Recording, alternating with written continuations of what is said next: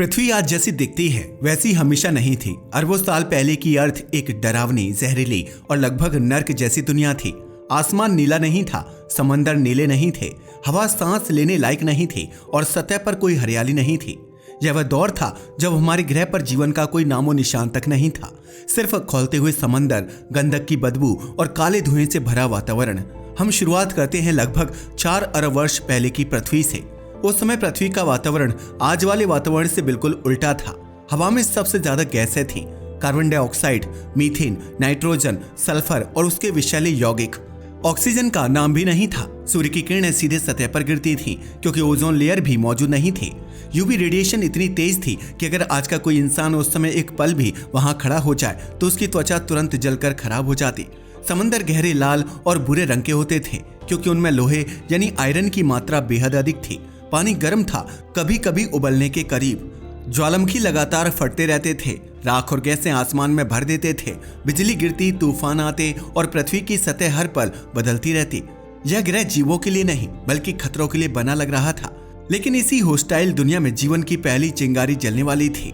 लगभग 3.5 से 3.2 अरब वर्ष पहले पृथ्वी पर एक ऐसा सूक्ष्म जीव उभरा जिसने धीरे धीरे पूरी दुनिया बदल दी। इस जीव का नाम था साइनोबैक्टीरिया। ये टाइनी माइक्रो ऑर्गेनिजम्स थे जो समंदर की सतह पर उगने वाली पतली चादरों जैसे कॉलोनीज बनाते थे। इन्हें स्ट्रोमेटोलाइट्स कहा जाता है और आज भी इनके फॉसिल्स मिलते हैं। साइनोबैक्टीरिया की सबसे बड़ी खासियत थी फोटोसिंथेसिस करने की क्षमता। मतलब ये सूर्य की रोशनी का इस्तेमाल कर ऊर्जा बना सकते थे। लेकिन यह क्षमता पृथ्वी के इतिहास में एक नई समस्या के साथ आई। फोटोसिंथेसिस का एक बाई प्रोडक्ट होता है ऑक्सीजन यानी O2। हम आज उसकी वजह से जीते हैं, लेकिन उस प्रारंभिक दुनिया में ऑक्सीजन एक जहर था क्योंकि तब का पूरा जीवन जो भी थोड़ा बहुत माइक्रोबियल फॉर्म में था, ऑक्सीजन हीटिंग था। उन्हें ऑक्सीजन के साथ सरवाइव करने की किसी भी बायोलॉजिकल सिस्टम की जरूरत नहीं थी। इसलिए जब साइनोबैक्टीरिया ने फोटोसिंथेसिस शुरू किया तो उन्होंने पहली बार समुद्र में स्लो पॉइजन छोड़ना शुरू किया यानी ऑक्सीजन। जब साइनोबैक्टीरिया ने ऑक्सीजन छोड़ना शुरू किया तब वह ऑक्सीजन समुद्र और वातावरण में फैल नहीं पा रही थी। पता है क्यों? क्योंकि ओशन में आयरन बहुत ज्यादा था। जैसे ही ऑक्सीजन पानी में घुलती, आयरन उसके साथ मिलकर रस्ट यानी आयरन ऑक्साइड बनाता। यानी ऑक्सीजन जैसे ही पैदा होती तुरंत समाप्त हो जाती, वह हवा में जमा ही नहीं होती। इस प्रक्रिया ने ओशन के कलर को, उसकी केमिस्ट्री को और पृथ्वी की जियोलॉजी को हमेशा के लिए बदल दिया। यहीं पर पृथ्वी के इतिहास की सबसे बड़ी जियोलॉजिकल फॉर्मेशंस बनी, बैंडेड आयरन फॉर्मेशंस यानी BIFS, जो आज दुनिया की सबसे बड़े आयरन ओर सोर्सेस हैं। लाखों वर्षों तक साइनोबैक्टीरिया ऑक्सीजन बनाते रहे और ओशन आयरन को एब्जॉर्ब करता रहा। एटमॉस्फेयर में ऑक्सीजन का लेवल अभी भी शून्य के आसपास था। लेकिन एक समय ऐसा आने वाला था जब ओशन की यह ऑक्सीजन एब्जॉर्बिंग कैपेसिटी खत्म होने वाली थी। लगभग 2.5 अरब वर्ष पहले समुद्र आखिरकार आयरन से पूरा भर चुका था। अब ओशन ऑक्सीजन को पूरी तरह बाइंड यानी बांध नहीं सकता था और जैसे ही यह क्षमता खत्म हुई, ऑक्सीजन पहली बार एटमॉस्फेयर में जमा होने लगी। यह बदलाव धीरे धीरे हुआ, लेकिन इसके परिणाम पूरी पृथ्वी पर महाविनाश लाने वाले थे। एटमॉस्फेयर में ऑक्सीजन जमा होने से 2 बेहद महत्वपूर्ण घटनाएं शुरू हुई। नंबर 1, मीथेन का टूटना। एटमॉस्फेयर में बहुत ज्यादा मीथेन था और मीथेन एक सुपर ग्रीन हाउस गैस है। ध्यान रहे, methane much greater than CO2, यानी मीथेन जितना ज्यादा होगा पृथ्वी उतनी ज्यादा गर्म रहेगी। लेकिन ऑक्सीजन के आने से मीथेन जल्दी जल्दी टूटने लगा। मीथेन टूटते ही ग्रीन हाउस इफेक्ट कोलैप्स होने लगा। नंबर 2, ग्लोबल टेम्परेचर में तेज गिरावट। कुछ ही हजारों वर्षों में क्लाइमेट ड्रास्टिकली बदल गया। पहले जो गर्म और ह्यूमिड ग्रह था वह तेजी से ठंडा होने लगा। यह कूलिंग इतनी तेज थी कि आगे जाकर इसका नतीजा बना स्नोबॉल अर्थ, जब पूरा ग्रह बर्फ की मोटी परत में ढक गया।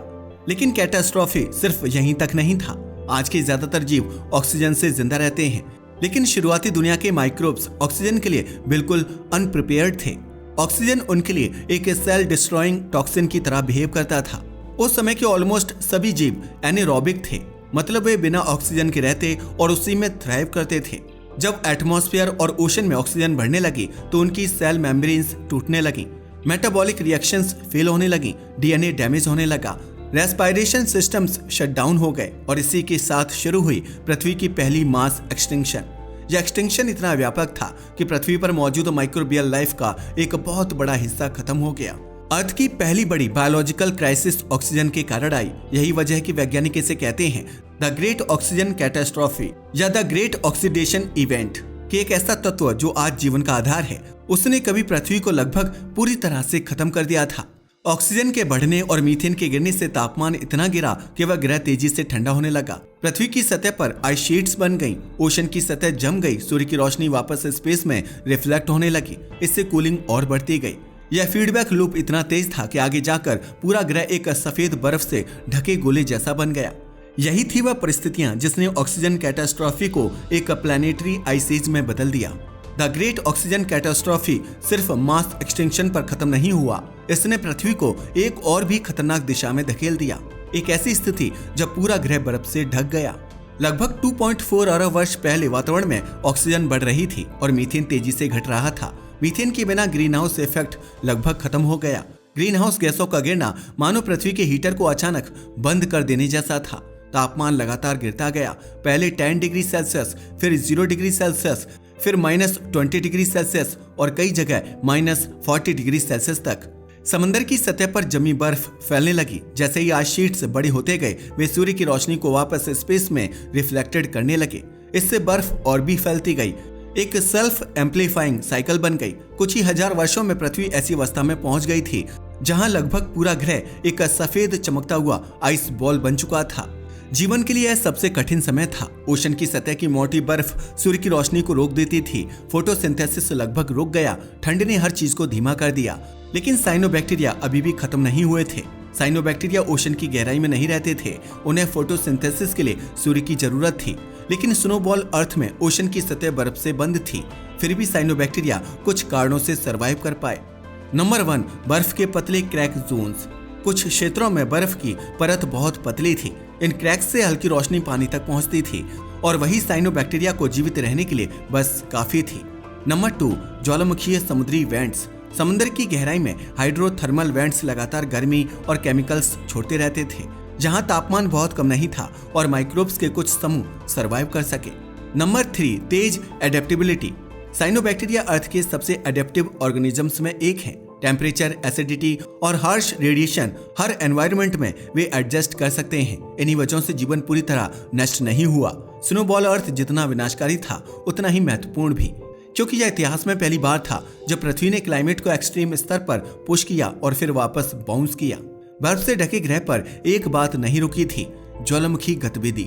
पृथ्वी का मेंटल बर्फ को नहीं पहचानता था। वह अंदर से लावा, गैसेस और CO2 लगातार बाहर फेंकता रहा। लेकिन बर्फीली पृथ्वी CO2 को एब्जॉर्ब नहीं कर पा रही थी, क्योंकि रॉक्स एक्सपोज्ड नहीं थे। इसलिए वॉल्केनिक CO2 वातावरण में जमा होने लगा। लाखों वर्षों तक CO2 एकत्र होता गया। वातावरण धीरे धीरे CO2 से भरता गया और ग्रीन हाउस इफेक्ट फिर से एक्टिवेट होने लगा।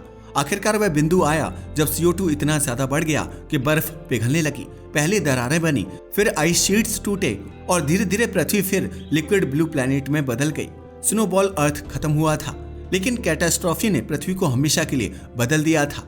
जब एटमॉस्फेयर में ऑक्सीजन की मात्रा बढ़ी तो उसका एक हिस्सा आपस में रिएक्ट होकर एक नई गैस बनाने लगा, ओजोन यानी O3। ऊंचे एटमॉस्फेयर में oxygen plus UV radiation equal to ozone बन गया। यह ओजोन लेयर इतिहास के सबसे बड़े प्रोटेक्टिव शील्ड में से एक है। यह सूर्य की हानिकारक UV रेज को रोकती है।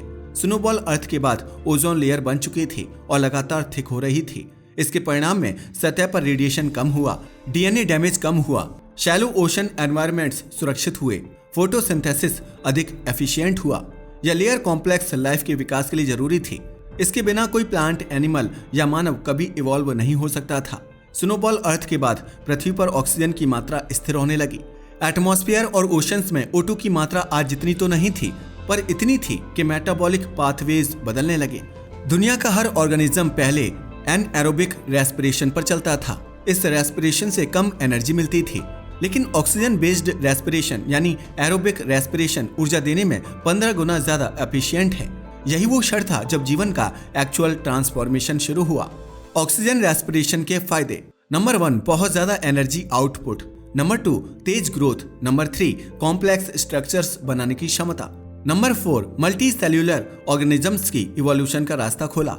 अगर ऑक्सीजन ना होता तो आज पृथ्वी पर सिर्फ बैक्टीरिया जैसे सिंपल ऑर्गेनिजम्स ही होते। जैसे ही ओशंस ने आयरन को पूरी तरह रस्ट कर दिया, पानी की रासायनिकी बदलने लगी। ओशन धीरे धीरे साफ और नीले रंग में बदल रहा था। आयरन ऑक्साइड नीचे जमीन में सेटल हो चुका था। अब ओशन में फास्फोरस, सल्फर, नाइट्रेट्स, कार्बोनेट्स जैसे न्यूट्रिएंट्स बढ़ने लगे। ये न्यूट्रिएंट्स लाइफ के लिए फूड की तरह काम करते थे। इनकी वजह से बायोलॉजी में डाइवर्सिटी तेजी से बढ़ी। द ग्रेट ऑक्सीजन कैटास्ट्रॉफी के बाद पृथ्वी पर दो तरह के ऑर्गेनिजम्स उभर कर आए। नंबर 1, एरोबिक ऑर्गेनिजम्स यानी ऑक्सीजन लवर्स, जो ऑक्सीजन में थ्राइव करते थे और जल्दी जल्दी इवॉल्व होने लगे। नंबर 2, एनएरोबिक ऑर्गेनिजम्स यानी ऑक्सीजन हीटर्स, जो ऑक्सीजन से बचते हुए डीप ओशन या सॉइल की गहराइयों में चले गए। धीरे धीरे ऑक्सीजन बेस्ड इकोसिस्टम्स डोमिनेंट होने लगे। यह पृथ्वी के इतिहास का टर्निंग पॉइंट था। अब पहली बार कॉम्प्लेक्स सेल्स यानी यूकेरियोट्स बनने वाले थे, जो आगे चलकर प्लांट्स, एनिमल्स और ह्यूमंस का आधार बने। स्नोबॉल अर्थ खत्म हो चुकी थी, ओजोन लेयर बन चुकी थी और पृथ्वी का वातावरण अब पहले से कहीं अधिक स्थिर था। लेकिन द ग्रेट ऑक्सीजन कैटास्ट्रॉफी का असर अभी खत्म नहीं हुआ था। इस कैटास्ट्रॉफी ने जीवन का भविष्य तय करने वाला सबसे बड़ा इवोल्यूशनरी बदलाव शुरू किया, कॉम्प्लेक्स सेल्स का जन्म। स्नोबॉल अर्थ के बाद जब ऑक्सीजन की मात्रा कुछ हद तक स्थिर हुई, तब अर्थ पर एक नए प्रकार की सेल्स बनने लगी। ये थी यूकैरियोटिक सेल्स, जो बाद में हर जटिल जीव की नींव बनी। पहले के सभी ऑर्गेनिजम्स सिंपल थे, बैक्टीरिया या आर्किया। उनमें न्यूक्लियस, इंटरनल कंपार्टमेंट्स या एडवांस्ड फंक्शंस नहीं थे। लेकिन ऑक्सीजन रिच वातावरण ने जीवन को नई दिशा दी। ऑक्सीजन ने मेटाबॉलिज्म को तेज किया, सेल्स को अधिक एनर्जी उपलब्ध कराई, कॉम्प्लेक्स बायोकेमिकल रिएक्शंस को संभव बनाया। यही एनर्जी सर्ज वह फ्यूल था जिसने पहली बार लार्जर और मोर ऑर्गेनाइज्ड सेल्स बनने की अनुमति दी। साइंटिफिक एक्सप्लेनेशन इसे एंडोसिम्बियोसिस थ्योरी कहती है। किसी एंशिएंट बैक्टीरियल सेल ने एक छोटे एरोबिक बैक्टीरियम को निगल लिया, लेकिन उसे डाइजेस्ट करने की बजाय दोनों ने साथ रहने का समझौता कर लिया। बड़ा सेल प्रोटेक्शन देता था, छोटा बैक्टीरियम ऑक्सीजन रेस्पिरेशन करके एनर्जी बनाता था। वही छोटा बैक्टीरियम आज की माइटोकॉन्ड्रिया है, हमारी हर सेल का पावर हाउस। यही पल जीव विज्ञान में एक महाक्रांति लेकर आया। यूकैरियोट्स बनने के बाद पृथ्वी का बायोलॉजिकल लैंडस्केप बदलने लगा। सेल्स बड़ी होने लगी, डीएनए जटिल होने लगा, ऑर्गन सेल्स विकसित होने लगे, फोटोसिंथेसिस भी एडवांस्ड वर्जन्स में बदलने लगा। अब ऑर्गेनिजम्स सिर्फ सरवाइव करने नहीं बल्कि ग्रो और डाइवर्सिफाई करने के लिए तैयार थे। अगले कुछ करोड़ वर्षों में लाइफ ने एक नया कदम उठाया, मल्टी सेल्यूलैरिटी। लगभग 1 अरब वर्ष पहले कुछ यूकैरियोटिक सेल्स ने कॉलोनीज में रहना शुरू किया। शुरुआत में ये कॉलोनीज लूजली ऑर्गेनाइज्ड थी, लेकिन समय के साथ सेल्स ने स्पेशलाइज्ड रूल्स बनाना शुरू किया। कुछ सेल्स सिर्फ मूवमेंट संभालती थीं, कुछ न्यूट्रिएंट्स एब्जॉर्ब करती थीं, कुछ रिप्रोडक्शन करती थीं। यह स्पेशलाइजेशन इवोल्यूशन की सबसे बड़ी शक्ति बन गया। इसी से पहली multi cellular algae, simple worms और आगे चलकर प्रारंभिक एनिमल्स बने। अगर ऑक्सीजन कैटास्ट्रॉफी ना होती तो यह एंटायर इवोल्यूशनरी पाथ कभी मौजूद ही नहीं होता। ऑक्सीजन बढ़ने का एक और प्रभाव पड़ा। समंदर में न्यूट्रिएंट्स स्टेबल हुए, आयरन सेटल हो चुका था, ओशन केमिस्ट्री प्रिडिक्टेबल हो चुकी थी और फोटोसिंथेसिस अब तेजी से होने लगा। जैसे जैसे ओशन ऑक्सीजन रिच होते गए, वैसे वैसे लाइफ की कॉम्प्लेक्सिटी भी बढ़ती गई। लगभग 600 मिलियन वर्ष पहले एक बड़ा इवोल्यूशनरी एक्सप्लोजन हुआ।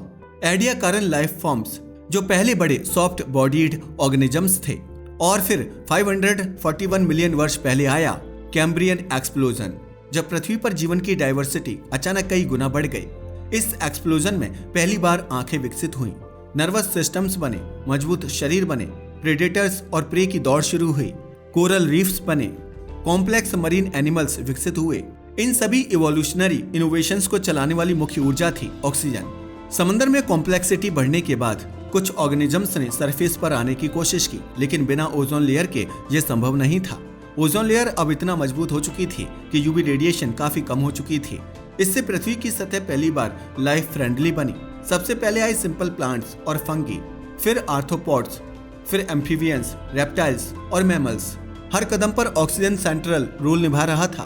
बड़ी बॉडीज ऑक्सीजन की वजह से पॉसिबल हुई, एक्टिव मूवमेंट ऑक्सीजन की वजह से डेवलप हुआ, एडवांस्ड ब्रेन्स ऑक्सीजन की वजह से इवॉल्व हुए, और लाखों वर्षों बाद पृथ्वी ने अपना सबसे कॉम्प्लेक्स ऑर्गेनिज्म इवॉल्व किया, होमो सैपियंस यानी इंसान। इंसान सीधा ऑक्सीजन से नहीं बना, लेकिन ऑक्सीजन ने वह कंडीशंस तैयार की जिनके बिना मानव का जन्म असंभव था। ऑक्सीजन ने इनडायरेक्टली क्या क्या बनाया? बड़ा दिमाग, हाई ऑक्सीजन डिमांड, तेज metabolism, complex nervous system, advanced muscle movement, high speed thinking. हमारी सोचने, सीखने और दुनिया समझने की क्षमता पूरी तरह ऑक्सीजन डिपेंडेंट है। आज दुनिया के सभी जटिल जीव, सभी इकोसिस्टम्स, सभी फॉरेस्ट्स, सभी ओशंस, सब ऑक्सीजन रिवॉल्यूशन के इनडायरेक्ट प्रोडक्ट्स हैं। द ग्रेट ऑक्सीजन कैटास्ट्रॉफी एक अजीब विरोधाभास है। इसने अर्थ की पहली दुनिया को खत्म कर दिया। उस समय के लगभग सारे ऑर्गेनिजम्स वाइप आउट हो गए, क्लाइमेट क्रैश हुआ, प्लैनेट फ्रीज हो गया। लेकिन इसी ने ओजोन लेयर बनाई, इसी ने एरोबिक रेस्पिरेशन बनाया, इसी ने कॉम्प्लेक्स सेल्स बनाए, इसी ने मल्टी सेल्यूलर लाइफ पॉसिबल बनाया और इसी ने ह्यूमन इवोल्यूशन का रास्ता खोला। यानी ऑक्सीजन ने पहली बार जीवन को तबाह किया, तभी उसने बाद में उसे नए रूप में जन्म दिया। कल्पना कीजिए, अगर साइनोबैक्टीरिया कभी नहीं आते, अगर फोटोसिंथेसिस का बाई प्रोडक्ट ऑक्सीजन कभी नहीं बनता, अगर ओशंस ने आयरन को एब्जॉर्ब नहीं किया होता, अगर मीथेन ब्रेकडाउन नहीं होता, अगर स्नोबॉल अर्थ नहीं होता, अगर ओजोन लेयर नहीं बनते, तो आज ना जंगल होते, ना जानवर, ना इंसान, ना civilisation. The great oxygen catastrophe सिर्फ एक मास एक्सटिंक्शन नहीं थी, यह वह घटना थी जिसने अर्थ की कहानी को एक खतरनाक मोड़ पर धकेला और फिर उसी मोड़ ने भविष्य में लाइफ को सबसे सुंदर रूप में इवॉल्व किया। यही वजह है कि पृथ्वी के इतिहास में ऑक्सीजन को कहते हैं the element that destroyed a world so it could build a better one. आज के लिए बस इतना ही। वीडियो पसंद आया हो तो इसे लाइक और शेयर करें। धन्यवाद।